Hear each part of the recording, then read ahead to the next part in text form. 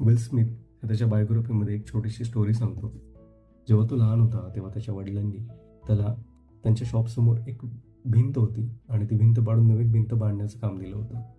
तेव्हा त्यांनी त्याला सांगितलं की तुला ही भिंत बांधायची आहे.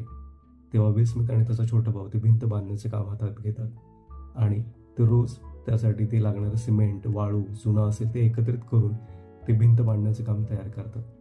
आणि त्याच्यानंतर विल स्मिथला नेहमी वाटायचं की ही भिंत बांधून कधी पूर्ण होईल, कधी पूर्ण होईल, आणि तो त्या नेहमी चिंतेमध्ये असायचा.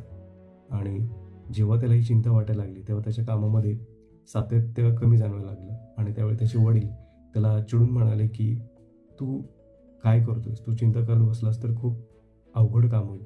त्यामुळे तू भिंत किती मोठी आहे आणि किती वेळ लागेल हा विचार करण्यापेक्षा फक्त रोज वीट रचण्यावरती कामावर लक्ष दे. जेव्हा तुला एक एक वीट रचायची आहे आणि तेव्हाच ती मोठी भिंत बांधली जाणार आहे आणि तेव्हा तुझं काम पूर्ण होणार आहे. त्यामुळे मोठ्या भिंतीचा विचार करू नको, फक्त एक वीट रचण्याचं काम कर. मित्रांनो, या गोष्टीतून आपल्याला असं समजतं की आपल्याला कोणत्याही मोठ्या गोष्ट जर साध्य करायची असेल तर रोजची छोटी छोटी कृती या त्या कृतीकडे लक्ष द्यायला हवं आणि त्याच्यातूनच आपण काहीतरी मोठं साध्य करू शकतो. तुम्हाला हा विचार कसा वाटला हे मला नक्की कमेंटमध्ये सांगा.